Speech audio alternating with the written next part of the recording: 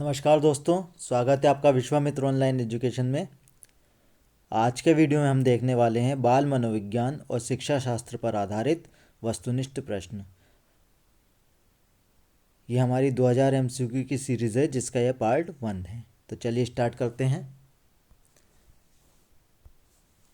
पहला क्वेश्चन है हमारा, निम्न में से किस बच्चे की बुद्धि लब्धि 900 से 110 के मध्य होती है?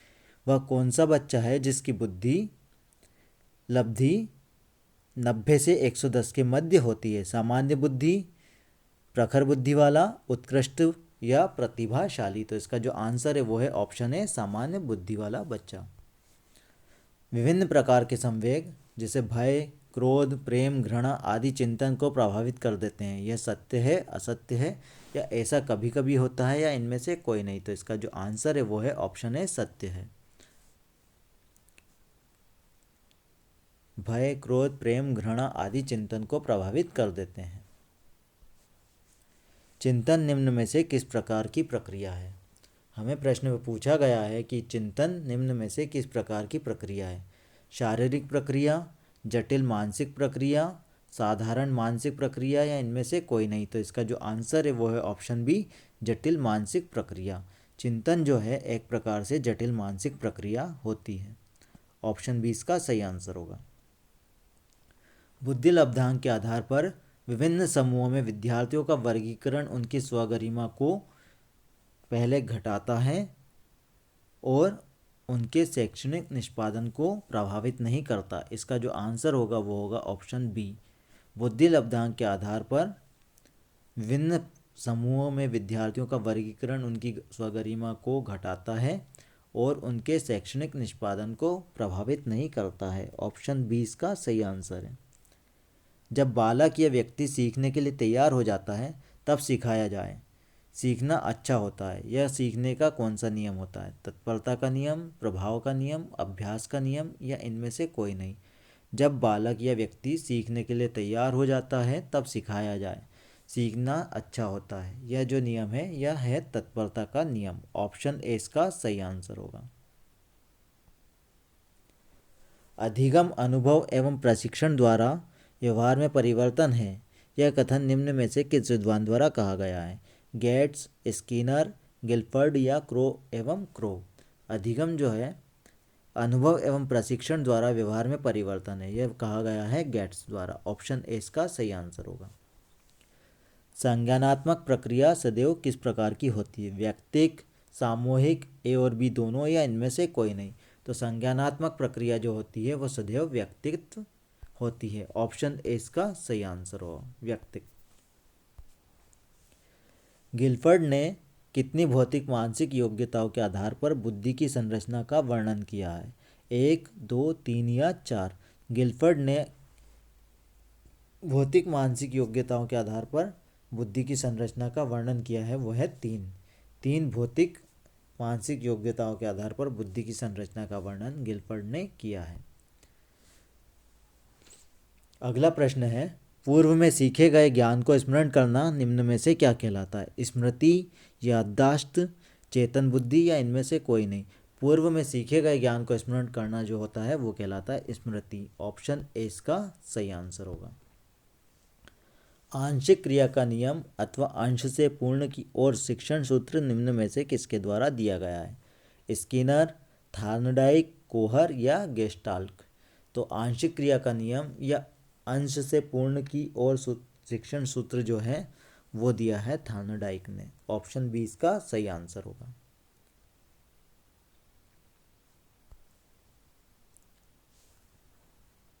अगला प्रश्न है, किसी बच्चे में अमूर्त विचारों के संदर्भ में उसकी सोचने की योग्यता निम्न में से क्या कहलाती है? उसका अधिगम, उसकी बुद्धि, उसकी कार्य प्रणाली, या उसकी तेज दृष्टि? तो किसी बच्चे में अमूर्त विचारों के संदर्भ में उसके सोचने की जो योग्यता होती है वह कहलाती है उसकी बुद्धि। ऑप्शन बी इसका सही आंसर होगा।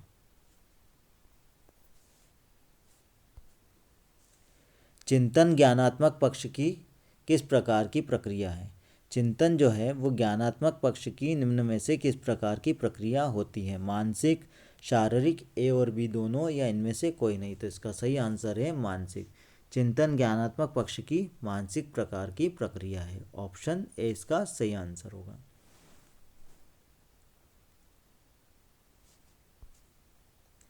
एक प्रभावशाली चिंतन के लिए निम्न में से क्या आवश्यक होता है?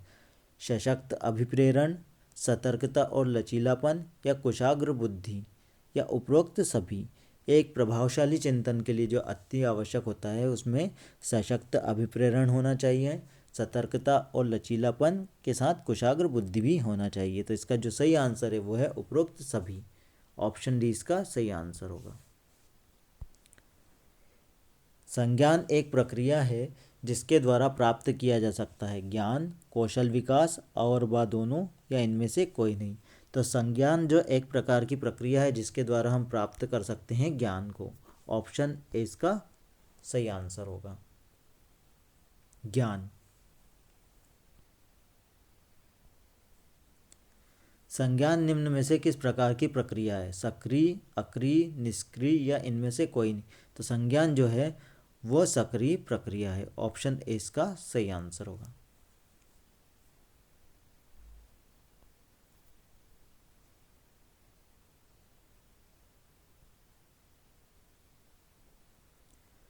शारीरिक गतिक बुद्धि रखने वाले बच्चे की अंतिम अवस्था निम्न में से कौन सी होती है?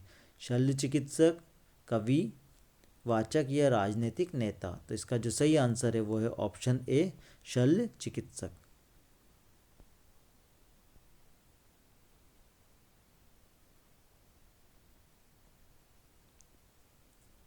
व्यवहार में उत्तरोत्तर अनुकूलन की प्रक्रिया ही अधिगम है। यह निम्न में से किसके द्वारा कहा गया है? व्यवहार में उत्तरोत्तर अनुकूलन की प्रक्रिया ही अधिगम है। यह निम्न में से किस विद्वान द्वारा कहा गया है? वुडवर्थ, थार्नडाइक, स्किनर या गेट्स। तो इसका सही आंसर है स्किनर। स्मृति को साधारण रूप में क्या कहा जा सकता है? किसी घटना को भूल जाना, घटना अथवा विशिष्ट अनुभव का प्रत्यास्मरण करना, घटना का विश्लेषण करना, या घटना अथवा विशिष्ट को समाप्त करना। तो इसका जो सही आंसर है वो है ऑप्शन बी घटना अथवा विशिष्ट अनुभव का प्रत्यास्मरण करना। स्मृति को साधारण रूप में कहा जाता है। ऑप्शन बी इसका सही आंसर होगा। निम्न में से कौन सी स्मृति के तत्व हैं? कूट संकेतन, संचयन, पुनः प्राप्ति या उपरोक्त सभी। तो स्मृति के जो तत्व हैं उपरोक्त सभी हैं। इसका जो आंसर होगा वो होगा ऑप्शन डी उपरोक्त सभी, जिसमें कूट संकेतन, संचयन और पुनः प्राप्ति सभी शामिल हैं। ऑप्शन डी इसका सही आंसर होगा।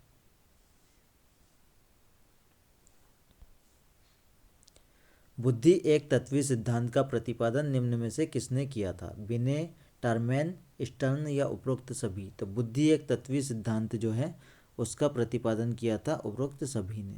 ऑप्शन डी इसका सही आंसर होगा। बुद्धि कार्य करने की एक विधि है।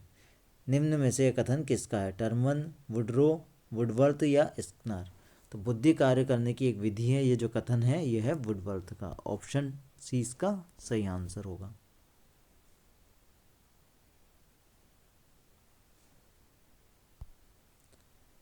अगला प्रश्न है, बुद्धि से संबंधित प्रथम अवधारणा के अनुसार बुद्धि की व्याख्या की गई है जैविक तत्व के रूप में, सकारात्मक तत्व के रूप में, केंद्रीय तत्व के रूप में या इनमें से कोई नहीं।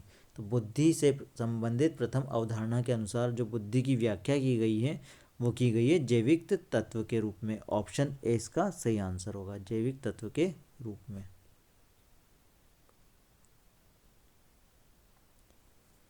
निम्न में से सृजन को विकसित करने वाली कल्पना कौन सी है?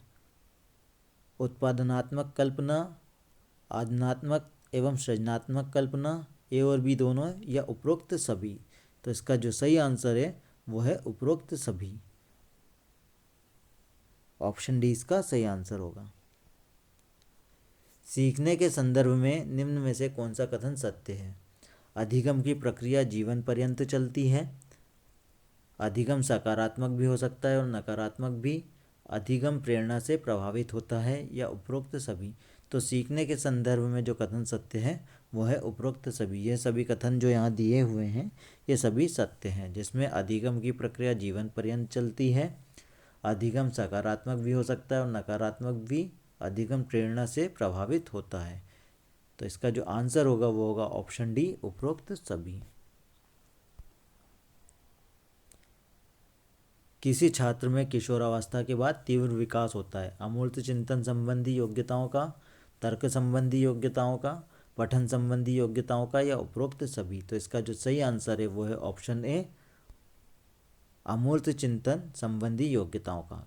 किसी छात्र में किशोरावस्था के बाद तीव्र विकास जो होता है वो होता है अमूर्त चिंतन संबंधी योग्यताओं का। ऑप्शन ए इसका सही आंसर होगा। तो अगर आपको ये वीडियो पसंद आया तो वीडियो को लाइक और शेयर कीजिए, और यदि अभी तक आपने हमारे चैनल को सब्सक्राइब नहीं किया तो चैनल को सब्सक्राइब करें, ताकि जैसे ही हम कोई सा नया वीडियो अपने चैनल पर अपलोड करें तो उसका नोटिफिकेशन आपको प्राप्त हो सके। धन्यवाद।